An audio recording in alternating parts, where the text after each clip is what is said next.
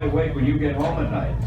You've got to miss the other airplanes here, and then the septic tank pipe sticking up, and then the canoe and the burn barrel and the pickup truck and a lot of other things. So Steve likes the water. And Minnesotans, I can understand why you are so proud of your 10,000 lakes, because we are very proud of our 3 million lakes. And this time of year, it's real easy to find water to land on. So we will have Steve get into position here to lift off. I think he's going to roll by us and maybe take off downriver. And of course, on a day like this, you have to check in with the airport. They're across the road, so safety first. But while he maneuvers, keep in mind that you have more miles of pavement in your home county than we do in our 587,000 square miles where they drop you off. So one more time, Steve is heading out. And we appreciate him being with us. Now, the question is making sure there aren't any obstructions. It's perfectly safe. It's looking good so far. So he'll level out. And then watch the gentle way he brings it down, just an inch at a time. This guy has a master touch on the control yoke.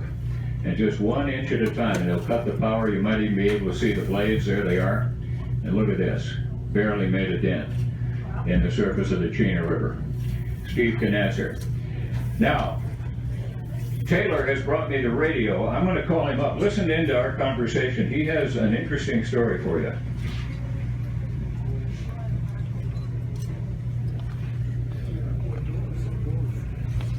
Too far Alpha Discovery 3. A little rain on the windshield. You got that big fan to help you out. How is it up there?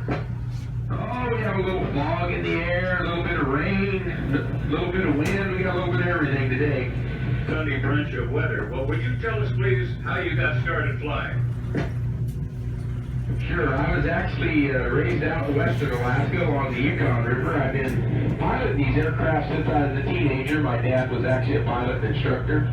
So we also had split dogs out on the Yukon for transportation. Tried my hand at the Iditarod race in 1980. And in 91, I moved to Fairbanks, became an aircraft mechanic. So now I work on these aircraft full time when I'm not flying them. Well, now this one looks in pretty good shape. How did you come by 24 Alpha here? I acquired this aircraft well over 25 years ago. It had brush and weeds growing up around it. Took it all apart, totally restored it, put it back in the air, and accumulated a little over 3,000 hours in it around the state. So it's taken me quite a few places. Well, nicely done, because Piper hasn't made one of these new in well over 2 decades, and yet you see a bunch of Super Cubs up here. This is not the most popular model. I would guess it's close. Why is that, Steve?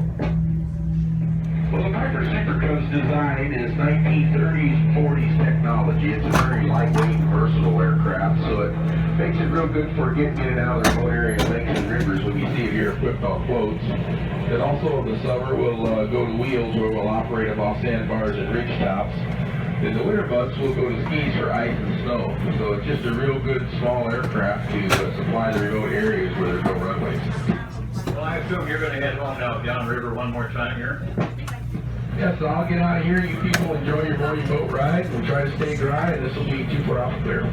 All right, we'll get her done, and thank you. Appreciate it. Happy landing, Steve. We clear on Discovery 3.